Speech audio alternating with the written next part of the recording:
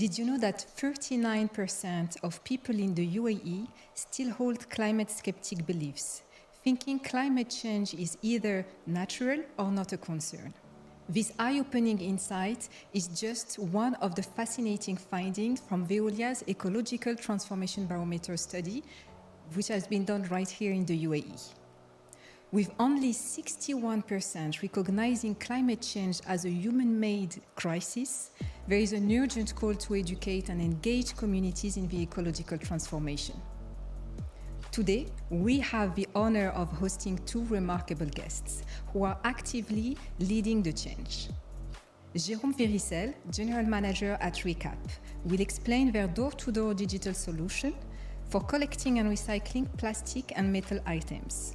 He's going to share with us how they promote recycling and sustainability through meaningful community engagement. Meanwhile, Rania Tayeh, Corporate Social Responsibility Senior Manager at Emirates Global Aluminium, will shed light on their efforts to empower local communities through workshops and various projects, bringing consumers into the fold of ecological change. Welcome to a brand new episode of Let's Turn the Tide podcast by Veolia, where we dive deep into the world of sustainability awareness and education.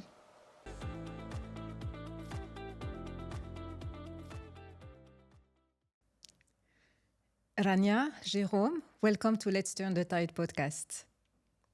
So we are very happy to have you today with us. So let's go straight into the questions.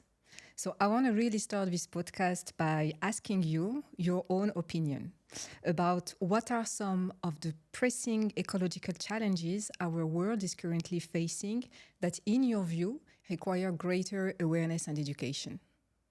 So if I may, I will start. Yeah, please. So my opinion, the biggest challenge that we have today towards environment is plastic pollution. Mm-hmm. Why? Because we have a massive plastic pollution in ocean. Today we know that, for instance, in the UAE, we have 450 bottles consumed every year per inhabitant. Environment Agency Abu Dhabi recently did a study. It's even more than a study. It's an investigation on the field. And they did it on a coast side, 16 kilometers long, and they found one water bottle every 2 meters. So for sure, we need to avoid that. And for this, we need to make people more aware about the importance to recycle. So plastic pollution. Plastic pollution, yes. I have to say that I do echo Jerome in his contribution to this. But I strongly believe that the ecological challenges are coming from different aspects. Plastic is one of them, but pollution is basically surrounding us from all aspects, from different industries. And it's very crucial for us to basically ensure that we are protecting our flora and fauna. Let's not forget, if we look at oceans nowadays and we look at the sea level, we see that salinity is increasing by the day because of the climate change. So to go back, definitely there are a lot of issues. But if we want to really today address one specific, I think plastic is essential and core because it has an impact on the marine life. It has an impact on the fish that we eat every day. So we always question whether what we are eating is healthy nowadays or not. And when we connect that to awareness and education, do you think we are still not doing enough when it comes to plastic pollution? I think from my end, I think this is something that we should keep doing. It should be a reoccurring message. It's a message that you need everywhere you go. You should see it loud and clear. I would definitely support that this should start at early stage, even at schools. And I know RECAPP, you do have quite few programs to support schools. Maybe Jerome can tell more about it. But definitely the earlier we start in raising awareness and education, especially among children and youth, by default you are changing the mindset, and by default we're achieving what we need to achieve. For the age group that is beyond 18, above 18, like the youth, I think social media could be a strong platform to do that. Absolutely. But I also believe that we need to keep repeating the message. We need to keep educating. It's a non-stop mission. But Jerome, maybe you can tell more about your own experience with schools and the education. And I'm totally agree with you. We have to repeat and repeat the message to make sure that it become an habit to segregate at source or recyclable, and to make sure that we can dispose them in the right place. So yes, at RECAPP, we have some initiative that we run in schools. We have around 70 schools able to use our services. So it means that we implement boxes for the segregation to make sure that the kids can place their water bottle and their cans into those boxes. And why do we do that? Because we believe that it's super important to inform those young students that it's important to make an effort, which is super easy to do, to make sure that the future will be their future. So communication, awareness, education is essential, and in school, but not only. And this is why we develop also RECAPP. At the beginning, we focus on the communication through our tool, which was a digital application. The force of that is essential, is super important, because we are able to communicate directly to the consumer, our community, the RECAPP community, which is today 60,000 people, household using the service. We can send them a lot of messages, tips to be a better recycler at home in a friendly way.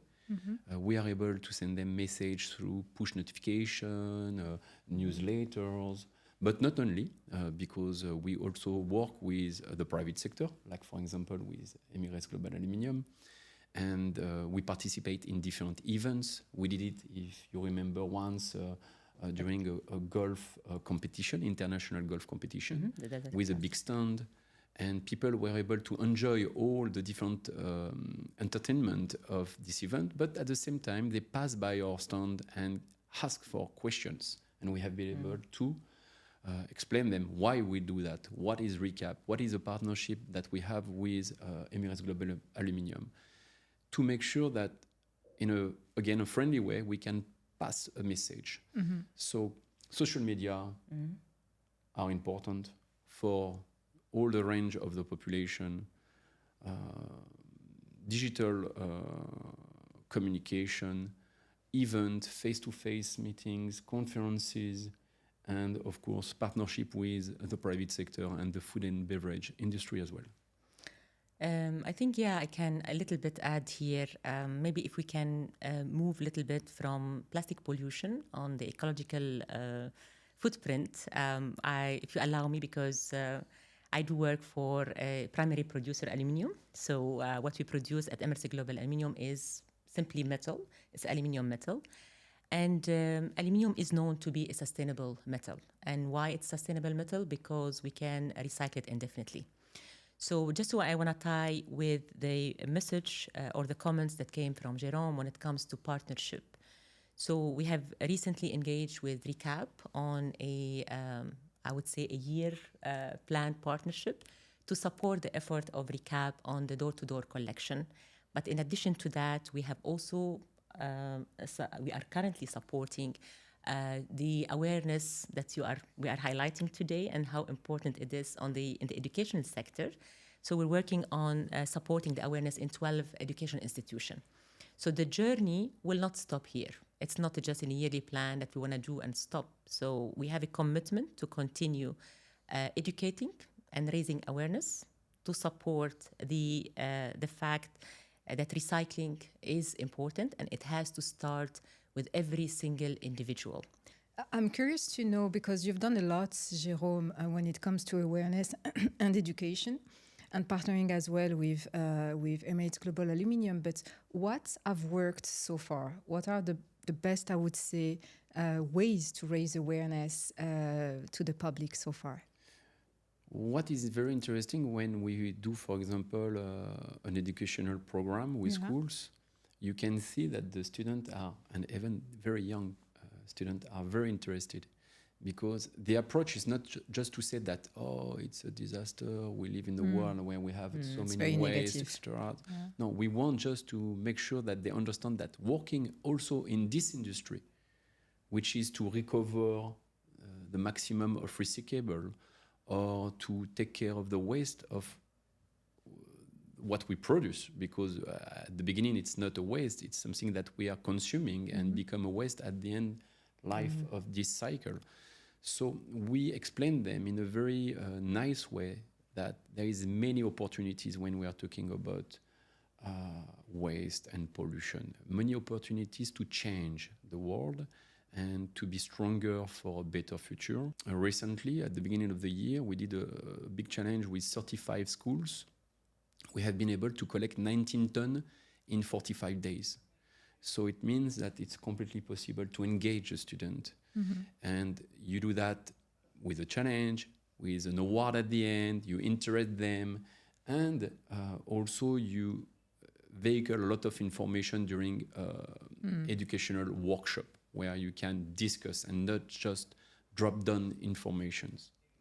It has to be very engaging, Yes. I guess. Yeah, and to add to what Jerome mentioned, I think the educational campaign that we're also planning to launch beginning of September with RECAPP is basically, it will not target only the student at school, but it will target also the teachers, so the educational workforce, and also the parents. And then with RECAPP, we have developed a toolkit that will be basically published on the educational institution website and communication platform. So when we think, we don't think only of only one specific target audience. We try to explore what can be done, what can we do to expand it beyond the, I would say, like one group of audience. And I think the idea came from RECAPP. Why don't we work on a toolkit to kind of expand? And I think it was a good idea. We worked on it, and we're really looking forward to launch in September. And basically, the school will be able also to use it on their channels. And I think if we manage to reach the parent as well in this exercise, then the message will come across. So would you say that working with kids and school get a better, I would say, response to your messages than targeting directly adults or people in the corporate world, for instance?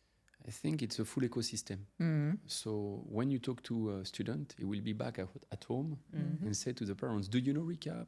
Do you know that it's possible to recycle this and not that one? Because people sometimes they don't know. And this is the purpose of having an awareness program or campaign, to make sure that they know. And if they don't know, don't do it, because sometimes to make an error, it's worse, because you will contaminate what can be recycled. So having a full ecosystem means that we are able to target the student, the parents, and when you target the parents also as individual at home, you also target them at work, because all of us, every morning we leave from our home to go at the workplace, and there we can also find solutions. And if they are not implemented, you can request for it. People are more and more aware, that's for sure. We can expect to have better behavior in the future with this new generation, but also ourselves. I think we change between today and maybe 20 years ago. We don't act in the same way. Yeah, that's right. I mean, I want to give an example that I myself recently have witnessed. My son, he's 8 years old. So talking about how important it is to start educating the young generation. So it happened, we were in a restaurant, and I have ordered a glass of juice, orange juice for my son, and it came with a straw. And he told the waiter that he doesn't want to use the plastic straw. So what that tells me as a parent, that tells me my son, whatever he's learning in school, is receiving the right message. And sometimes we learn from our children. So it's a chain of reaction.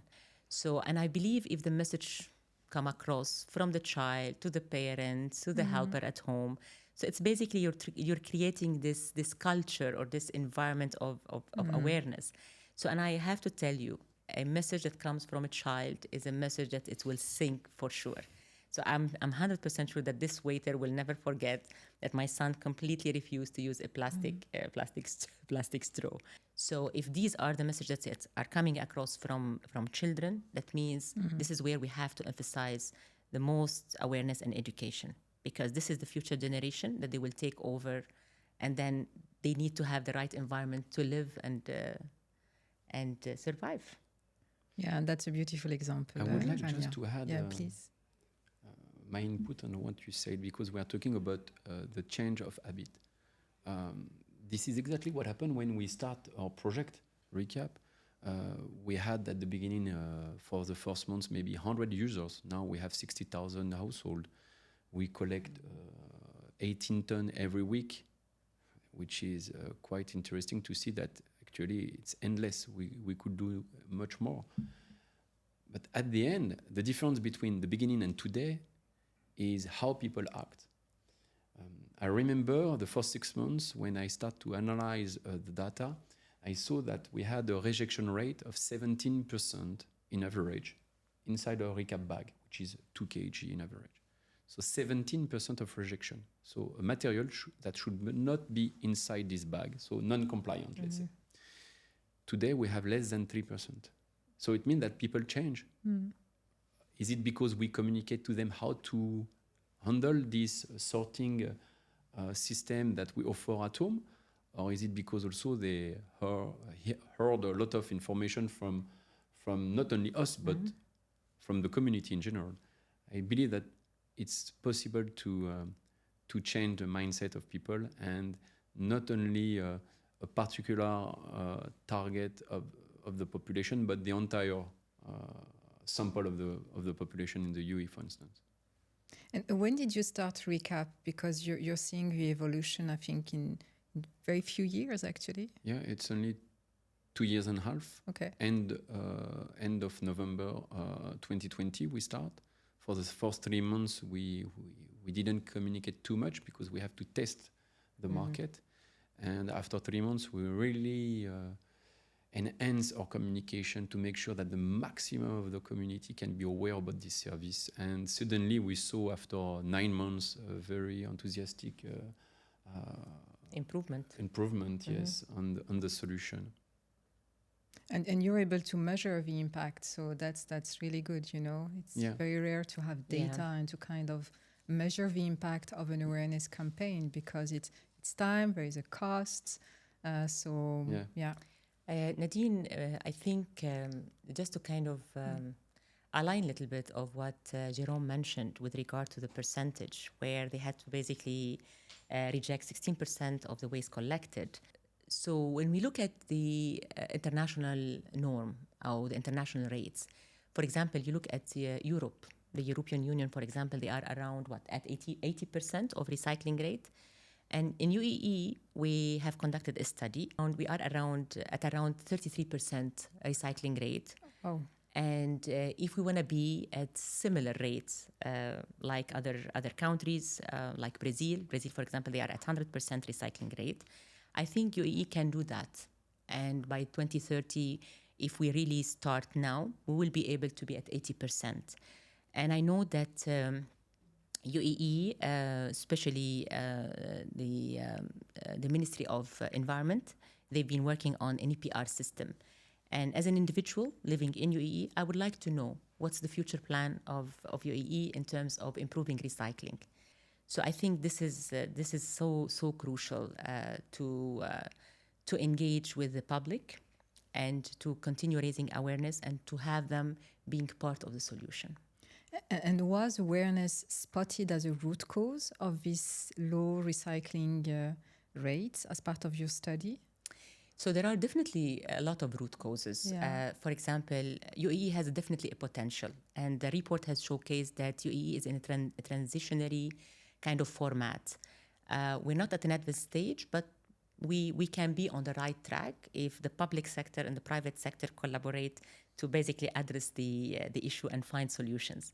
We have a potential. There's a lot of innovation out there. We don't need really to follow the traditional system. We can think of a different innovative system. RECAPP is one of them. It's one of the innovative solutions. So RECAPP is coming to your door at your door place to collect your waste. So why don't we sign up for the app? Why don't we support RECAPP? So I think we in our houses, we want to look at those solutions and adopt them in our house. And Jerome, I mean, if you want to add something from your end. I don't know, but the only thing that I could add, the main difference between our solution and the current solution, we are able to explain to the consumer, so the user, the family, the household, when they do wrong. And today, if you look at the system in place, the recyclable or the waste in general is collected, but there is no one explaining that, oh, it was a good job, or it was because you have not this direct a bad job, but relationship you with made them. a mistake and you could avoid this mistake in the future. This is what we can do as a RECAPP, because we have a quality control of what we are collecting. And, you know, I'm seeing, you know, how much time and energy you're investing into awareness and education. And I think, you know, it can really inspire other businesses. So what would you advise organizations actually to do when it comes to sustainability awareness and education? Jerome, you wanna? Alors, this is my job, yes. So I will take some notes just to explain exactly my opinion, because I try to make sure that when we request, for example, a company to partner with us, it's because we want them to make sure that they will align their communication with their own company value and mission. So they have to find a cause that they would like to support. And if one of these causes is ours, we want to make sure that their communication will be in adequation with their own value. The company who want to support a cause need to choose the right partner. Why? Because it will bring credibility and also effectiveness into this initiative. So selecting the right cause and partnering, actually. And partnering, yes. Yeah. So not sponsoring, which is completely different. Indeed. Yeah, I think if I want to echo Jerome in what he just highlighted, I believe from our end, or the way I see it, I think definitely you need to look for the right partners. And by this, I definitely agree with you, Jerome. But also the private sector or companies, they need to look or maybe see what they are good at. And you have to really act from your core business and your core belief and your core values. And I have to say, and I don't know why I keep coming to talking about my company, because I feel so proud to work for such an organization like Emirates Global Aluminium, because we have taken a little bit of a proactive approach.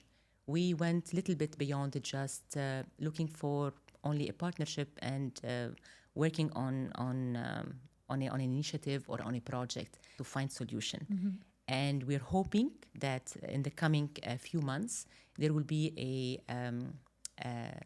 nationwide campaign that would align with our subject today to talk about more awareness and education. We'll be working on some strong communication messaging that will go across, and it will be on a different platforms from our partners and others to communicate the importance of UBC recycling, the aluminum can recycling, but also we're currently in the process of bringing an international communication program from Europe, and this program is available in 16 countries. So, and if you ask me, not in a nutshell, you need to find the right partners that wants to be proactive to make a difference. And you're a good testimony of that, actually, both of you. And it's good to know that more campaigns are coming, more communication at a bigger scale. So that's a very good news. Thanks for sharing that. We do have a commitment to do that. Yeah. That's important because we'll focus on the aluminum cans, which is mainly consumed by the household. And for example, I can see that only 2.4% of what we collect is aluminum cans. And it could be much more. Oh, wow, that's it. So people need to understand, and I think in our communication, what works in the beginning, it's our transparency, to be able to share the right information and the good information to the community, they give us in return their trust. And they understand what you want to do and why you want to do. And it's, for us, easy to explain, for instance, that aluminum cans is something that you can recycle endless. And also aluminum cans, the value of these cans is 5 times more important than a plastic bottle. So don't throw it away in the wrong place. Exactly. Just dispose it in the right place, and together we will be able to reach a better figure than only 2.4%. And slowly, step by step, to reach a rate which is accurate with what is really consumed into the UAE. Yeah, absolutely. So repeating the message, as you said, and you never stop, actually, in any awareness campaign. And we have the chance to increase the recycling rate. Yeah. And that is what's important. This is how you measure the impact, actually. Exactly. And if we manage to do that, to increase the recycling rate, is by this, you're basically eliminating producing another cans from primary sources. You're using recycled content. So that means on the ecological system, you are reducing energy and reducing water, and you're using recycled content. So this is, I think, if we as individual or we as a consumer, we understand the impact beyond the only the recycling aspect and what's in it on conserving energy, what's in it of reducing CO2 emissions, then I'm pretty sure that we will believe in it, and then we will be ready to be part of the solution. Absolutely. We talked about kids and the younger generation. So on Let's Turn the Tide podcast, we will have very soon a special podcast with youth. So I want to ask both of you if you have a special message that you want to share with them. There's a lot of messages that we want to share with them. First of all, what I want to say that the future is yours, and protecting the environment, protecting our ecological system, it's everyone's responsibility. And I believe the youth have a voice. So what I tell them, voice your opinion and try to make an impact to make this world a better place to live for the future generation. It might look like a cliche, but it's a fact. So I think they can make a difference, and they are passionate about everything they do. So, and there is an opportunity to be part of this solution and to lead, because those are the future leaders. So this is, I think, my message to them. And definitely, I'm not saying this because it's a nice words that I'm trying to put next to each other. I mean every single word of it. That you are the future leader, you are the future engineers, you are the future teachers, you are the future, of every single sector. So you have to play a part, and then your voice has to reach. So this is my message to them.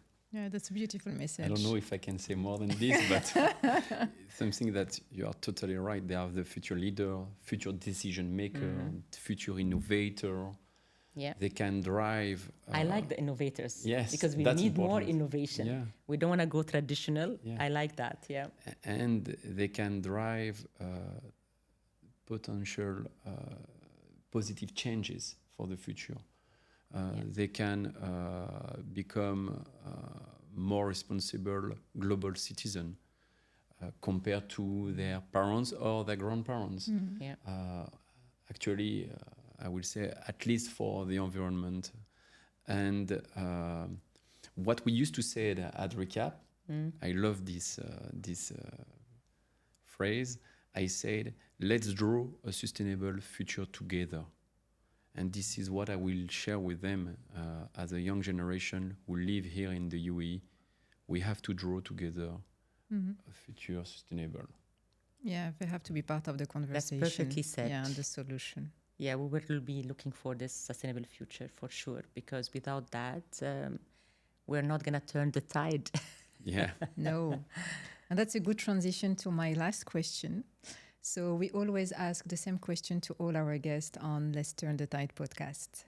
So given the urgency of addressing environmental and climate issues, what's the one action that you can take to turn the tide and create a more sustainable future? Only one. One action. Yes. What I like to say it's as individual and a single action can be seen as very small, but when we are millions of people doing the same, it becomes a collective action. And if I have to advise, I would say, as per my experience as an adult, but also before as a kid, do not litter plastic bottle or cans in your environment, because this is yours, and this is how we will be able together to turn the tide. Okay. Nice. I think what I will leave with one message, which is the 3 R's. Make sure that you reduce water consumption, reduce energy consumption, and reduce using different resources. So this is the first R. The second one, reuse. So whatever you can reuse, try to reuse. Then overconsume and recycle. And this is basically where I think my passion lies, recycling. So those are the 3 things that I would like to leave with as a message. Reuse the 3 R's and apply the 3 R's in your daily life. Mm-hmm. Amazing. Thank you so much, Rania, Jerome. It was very insightful, and I'm sure it's going to inspire people working in the corporate world, public, or even people, as parents and kids. I think it was really inspiring. Please keep going the great work you're doing.